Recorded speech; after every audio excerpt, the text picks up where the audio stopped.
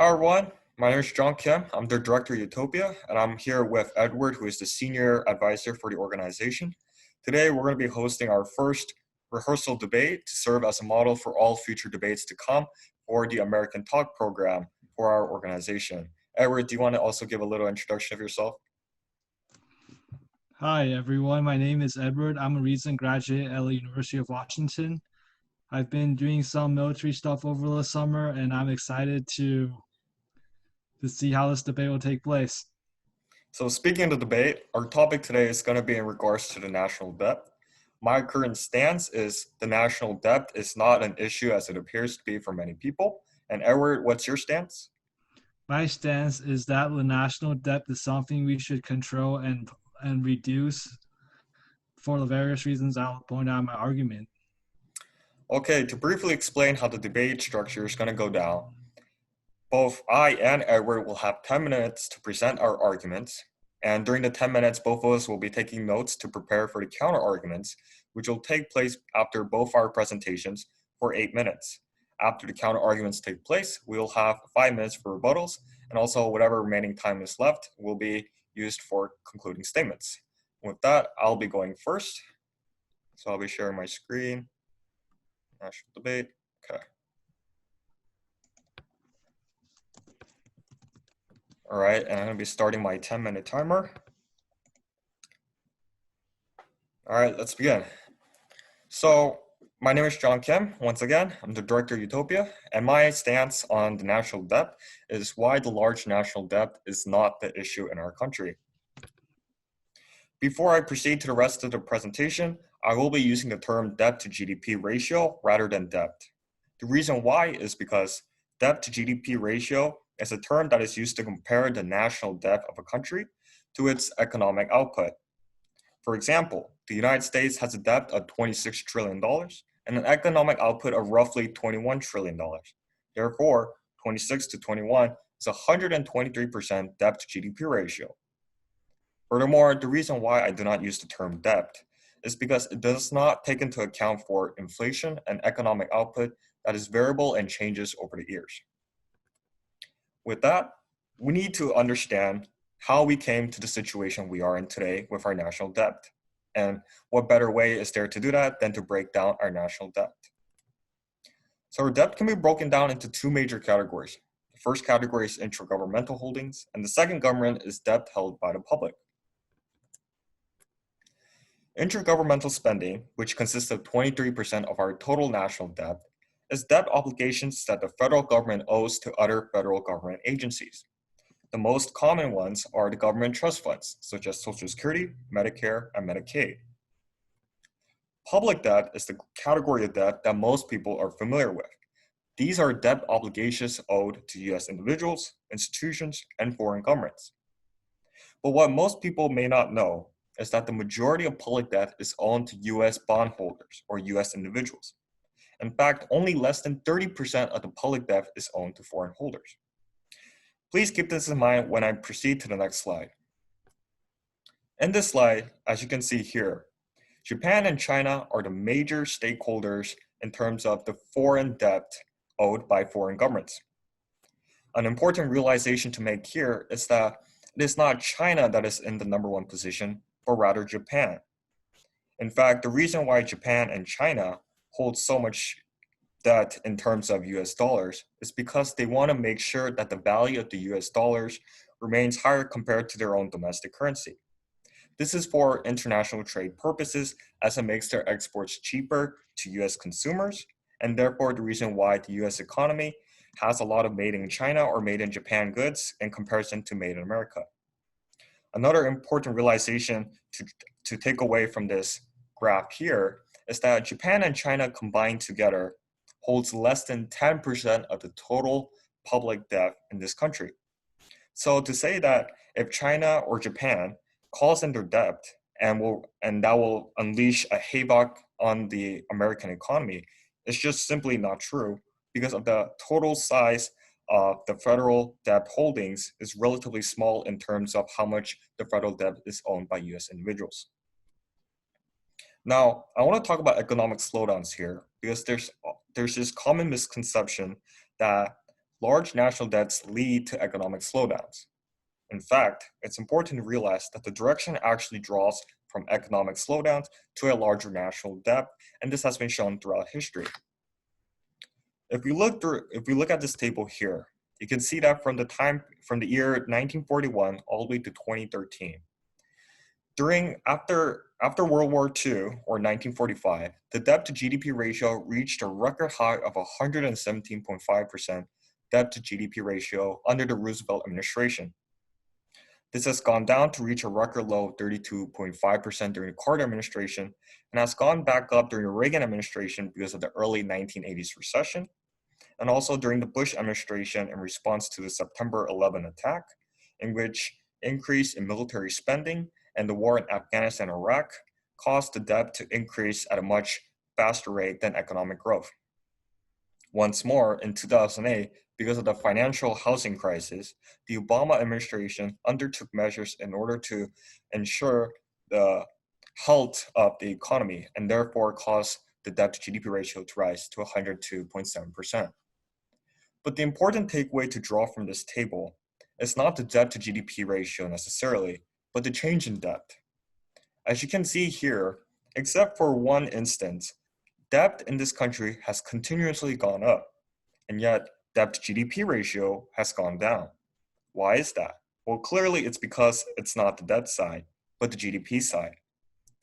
Without necessarily cutting back on spending or increasing tax revenues, the economy itself has been able to outpace the growth of the national debt, and therefore indicates that what we should not be focusing on is on the size of the national debt, but rather focusing on the fact that budget allocations needs to be taken place in order to ensure that debt to GDP ratios can repeat the same patterns that we see here.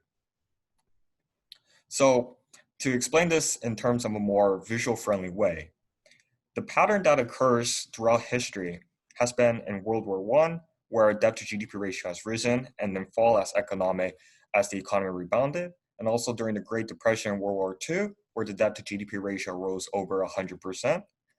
And then you can see this pattern again here, where debt to GDP ratio has fallen back down until the Reagan era, where once more you can see another trend happening where it goes back up and then goes back down as the September 11 attack and the Great Recession pushes the debt to GDP ratio back up. Now, how do we bring this back into our modern day COVID-19 crisis? Well, it is understandable that the $3.3 trillion in deficits that the federal government has spent in the course of a single fiscal year may be troublesome. And it is true that COVID-19 is a health emergency and therefore not a war, nor a financial crisis like previous examples in history have shown.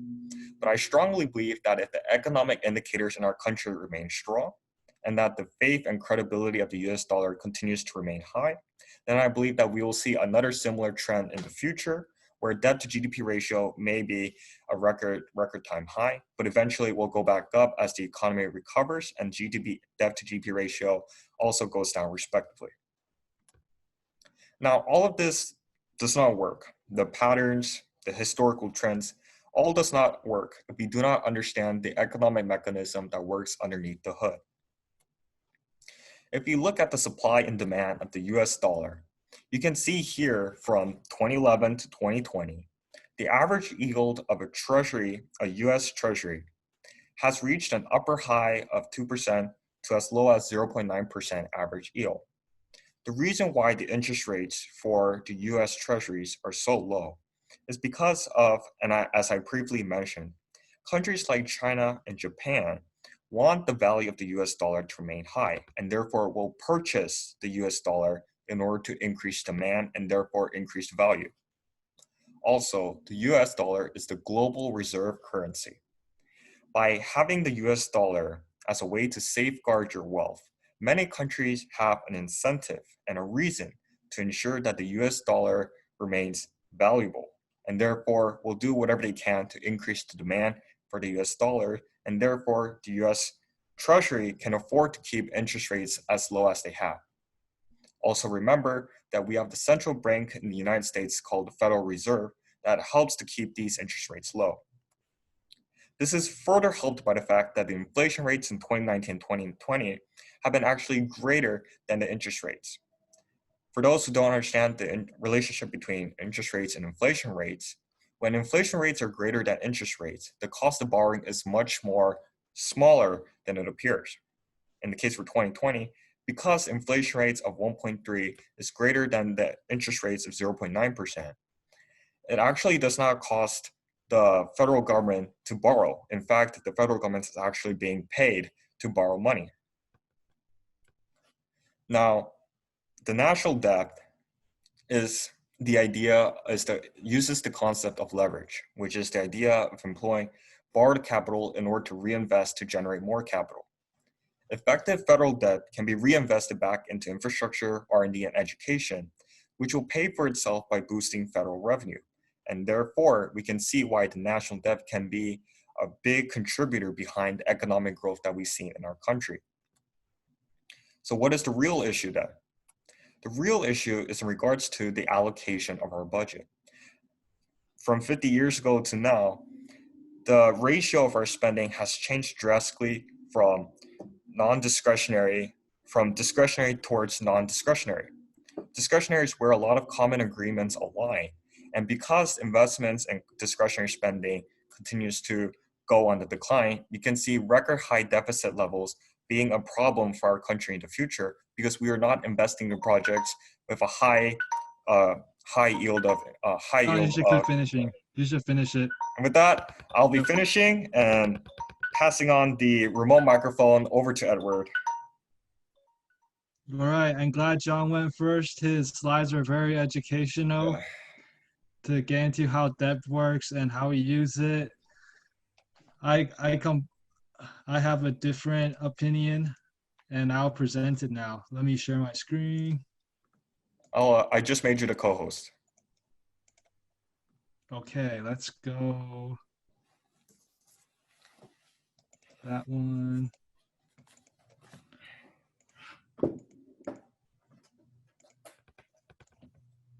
All right, so you're on my slides, right, John? Can you repeat that? Do you see my slides? I can't see your slides. Oh, okay, let me try again.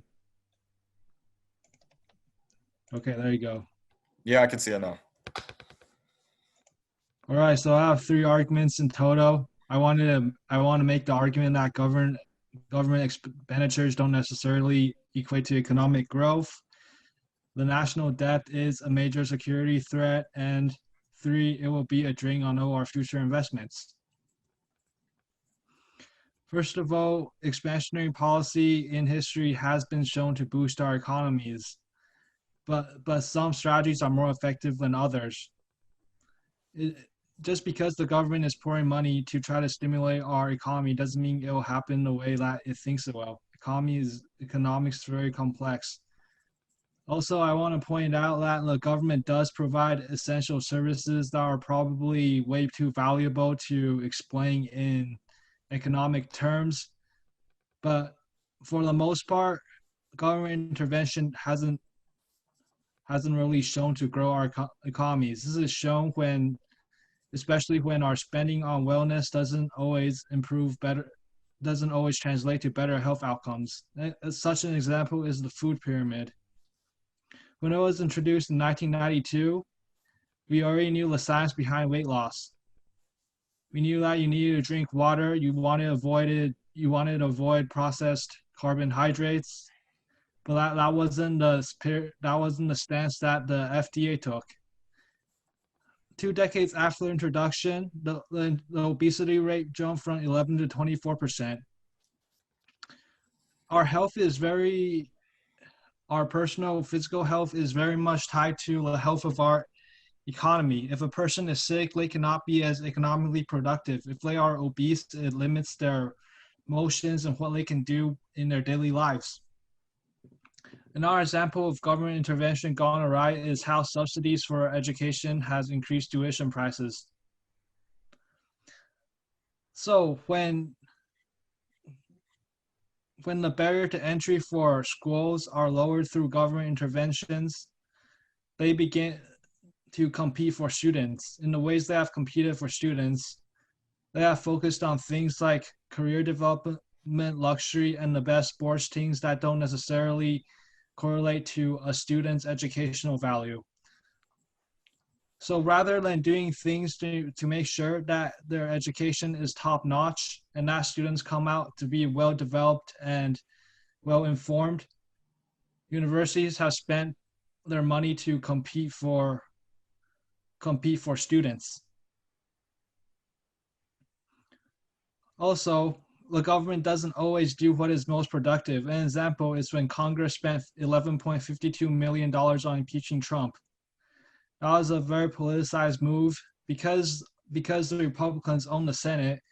It was a near impossibility it was more symbolic than anything for Trump to be impeached in the House of Representatives. And we have to remember this happened near January and February, where COVID-19 was spreading internationally. It took our eyes off the ball, and we did not have we were not spending our time on trying to track this virus. We were distracted with what I see as a very political act.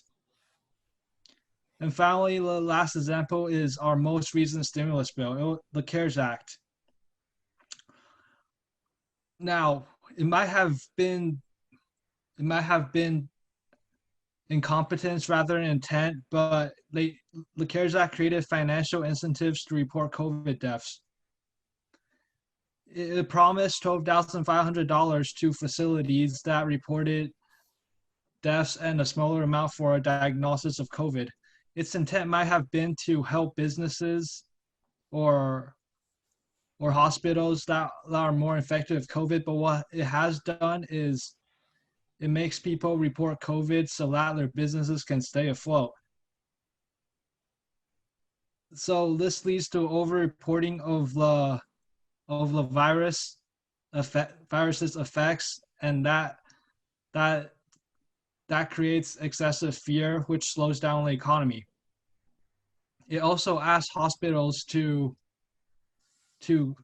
move their non-essential procedures back, which makes it harder for the hospitals to pay their bills and is not positive for the patient's health. What's seen as non-essential is pretty subjective. My second point is that the national debt is one of our biggest security threats. We're about to head to another government lockdown, but Congress is trying to negotiate right now to make sure that doesn't happen. When the government's shut down, a lot of services stop, and it often costs a lot to start up those services again. People are owed a lot in back pay if they choose to keep working. Some people just lose their jobs and doesn't ever get picked up, and it also disrupts important inspections such as those from the FDA, the FAA, and the NTSB. We need inspections to make sure that our regulations are enforced and that they mean something. It also constrains our spending on defense. Russia and China are authoritarian regimes that are trying to force their will on an international level. A lot of people see COVID as biological warfare, but it's also economic warfare. Ever since we've moved into war in modern terms is fought primarily on 4 dimensions. It is fought on the diplomatic front, the information front, the military front, and the economic front. When countries like Russia and China pour a disproportionate amount of their GDP on weapons development because they're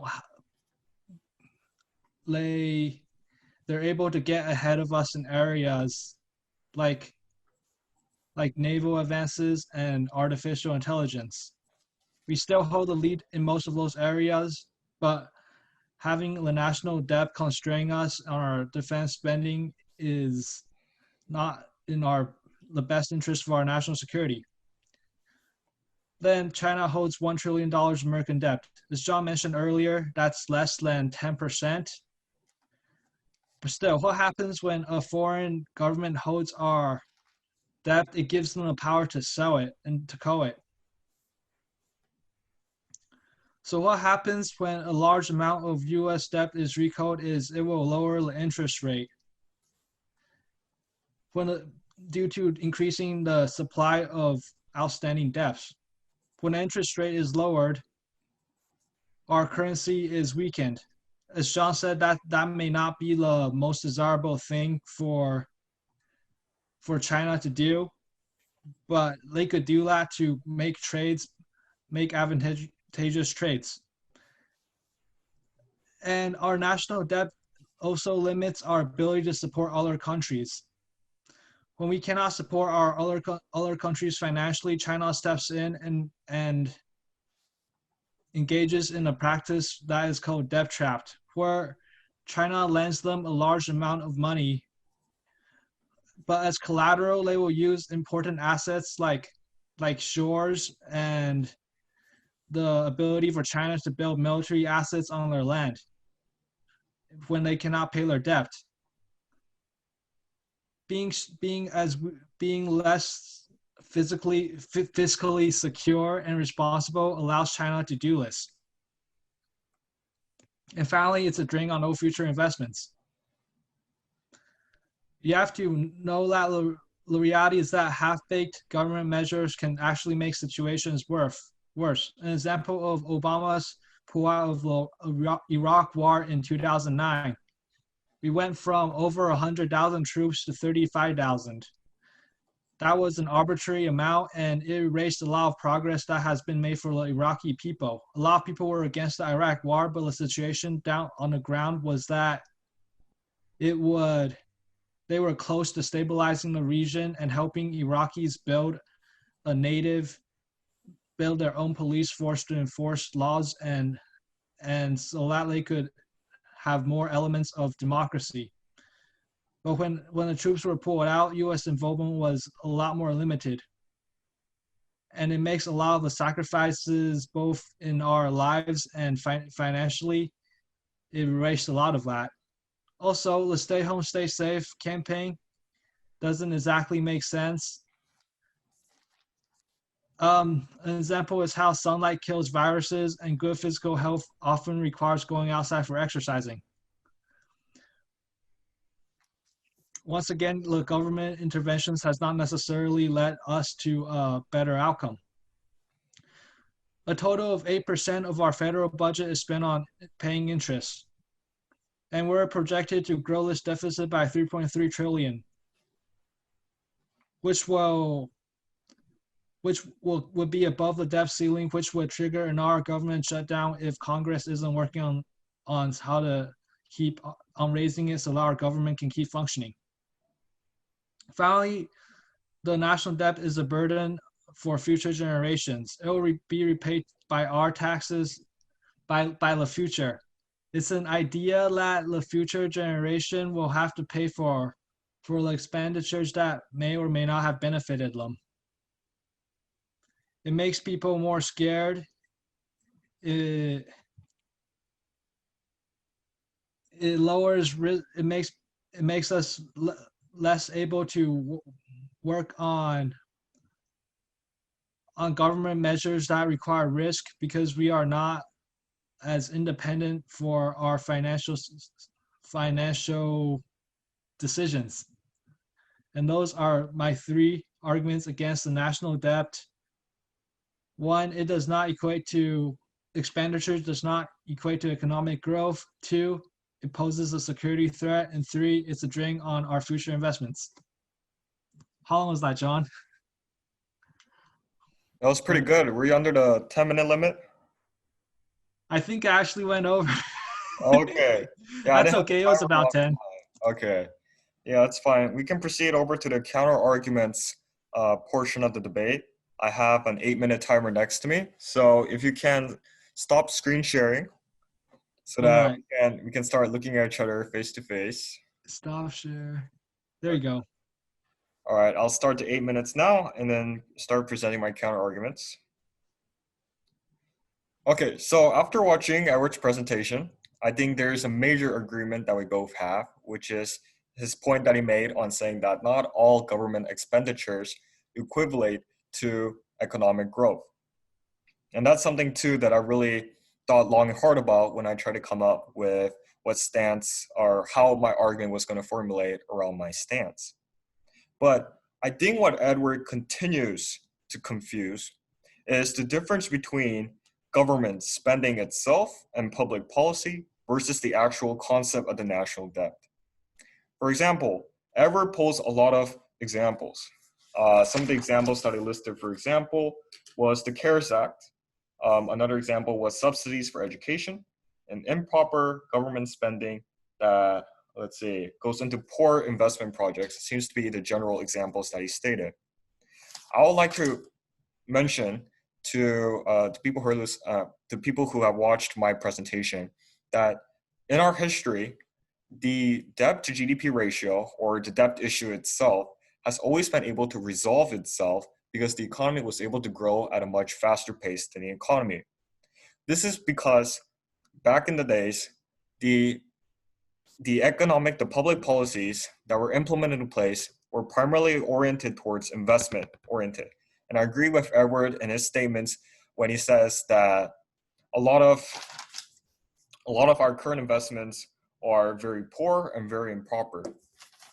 But I'd like to reemphasize that the issue is not necessarily the national debt itself, but how we as a country and we as a government need to start rethinking about how we're allocating our federal debt in order to spend for future investments. Another point that he brought up, which I thought was something that I also covered a bit in my own presentation, was in regards to the fact that China holds $1 trillion of American debt, and that poses a national security threat to our country. First of all, there is no sign or there is no expectancy that China will sell off their US holdings anytime soon. For example, unless they actually start orienting away from an export oriented economy, or if the US dollar was no longer the reserve currency around the globe, China would have no reason to start selling off their economy when in fact it would actually cause Chinese exports to be more expensive for US consumers, as US consumers will now start to orient themselves to buying US made goods instead of Chinese made goods. And this is more importantly the case now under the Trump administration, where the sense of growing nationalism in our country and the orientation and the growing divide between the United States and China means that the China cannot afford to sell off U.S. treasuries in the imminent danger that their exports will no longer be attractive or favorable to U.S. consumers. And right, I think a lot of what the arguments that Edward comes down to is that it's a lot of sunshines and rainbows and thinking that somehow if we magically stop government spending and stop federal spending and we never had the CARES Act in the first place, or if we just manage to fiscally restrain ourselves, that all of the economic problems in our country will magically go away. The only reason why the United States was able to be the largest economy that we are today is, believe it or not, debt or leverage, as I explained in my presentation. It is only because of the access to credit in our economy and the ability of the government to issue debt into the economy and therefore stimulate economic growth is a big part of the reason why the United States is able to expand and be the industrial powerhouse that it is today. To cut off all access, well, not all access, to cut off partial access to the debt facilities in our country and to say that we need to no longer start spending government spending as much as we should is a very dangerous way of thinking, especially during these times where we actually need more rather than less federal spending. Let's see. And also payments to future generations. Edward brought up a good point. The spending that we are doing now comes at the sacrifice of future investments in the future. But I would also like people to remember that at a certain point, there will come a time where the spending we do now is actually, in fact, a future investment for the future. And I believe that the issue is not in regards to whether or not the size of the national debt will threaten to crowd out investments for the future, but rather how we're allocating our national budget more effectively and more efficiently to make sure that none of the inefficient and wasteful programs that Edward had previously mentioned ever happens again. And I believe, and just with that, I'm just going to end a little bit early by saying that the national debt is not the issue, but rather the wasteful government programs and the inefficient federal spending that is the main perpetrator of our financial crisis. Thank you. All right, Edward, you can go ahead and start your 8 minutes of counter arguments. You're muted. All right, first of all, I want to agree with John's sentiment that as long as we're the most trusted institution, and as long as the dollar, and it's pretty impossible for the U.S. to ever default our debt. We could always issue more debt to pay off interest, and that it's unlikely that the U.S. will find itself to be financially insolvent. Through all of the times that we have recovered, you have learned that there are some things about this current crisis that makes it different from all the others. The economy where we bounced back and was able to pay debt doesn't really exist anymore. The U.S. has moved on to a really service-based and tech-based economy. And this is an economy where not everyone can win. Automation has wiped out a lot of jobs. A lot of people today are afraid to take risks, but risk taking is exactly what it takes to grow an economy. If people are afraid to take risks, they're afraid to make their ideas come alive. They're afraid to do things they're afraid to try out new ideas. And part of that is the fear of government intervention. The government has practiced something called selective persecution. We all live by the same laws, but they're not applied to everyone equally. Being persecuted by the government is a real fear that some Americans have. And a lot of people are just afraid to do things. They need to do things they need to be outside and create and engaging, creating and engaging with other people for the economy to grow again. And it seems that we're quite a bit away from that happening. I also want to mention that COVID is a bit unlike other economic crises.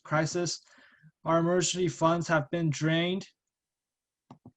We don't really know how this virus works. We're learning more every day.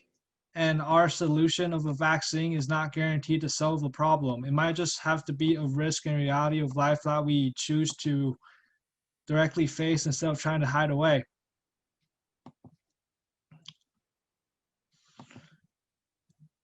And there is also something different about China that is different than before. China has never ever launched a biological weapon like COVID before, and that changes its dynamic in international relations. It makes China unpredictable. A lot of global institutions are pulling out of China, and the national debt does constrain us in terms of what we can do for defense. The coronavirus has pushed back training schedules. It has pushed back our force, and has made us less prepared for a foreign threat. Even though direct warfare is unlikely, having more of a control of the national debt and being able to shift more of our expenditures towards the military would be a better position than the one we are currently in. And that so far are my counter arguments.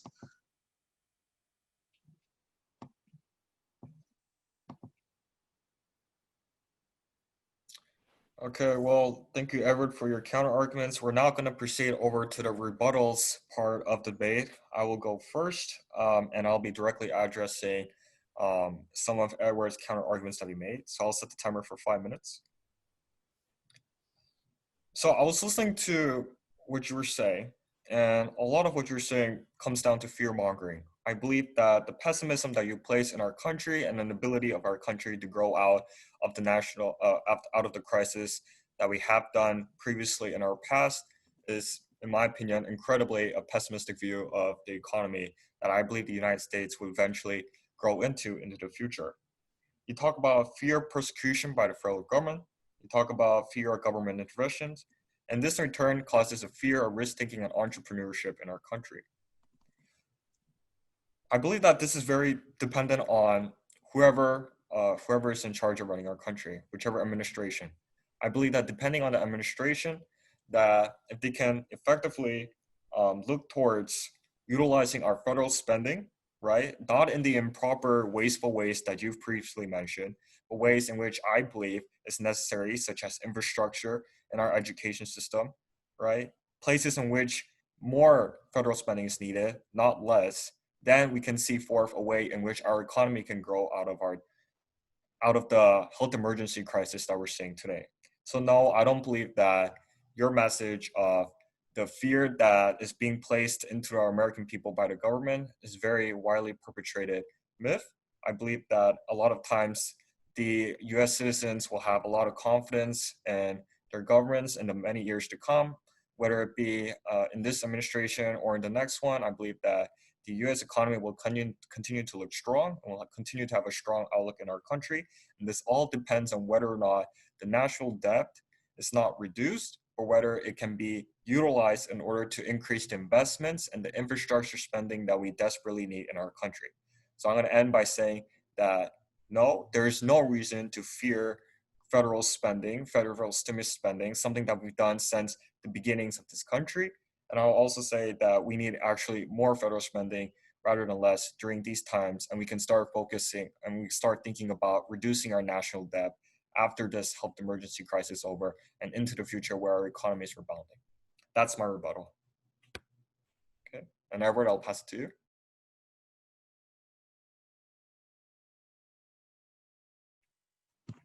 The last example I want to mention as rebuttal to what John said is a case study between what happened between Texas and New York. Texas currently is not experiencing an economic depression as big as New York. You can make the argument that it has more of a population density. It's not as big as a COVID threat and that, but a lot of it comes down to how government is able to manage the pandemic.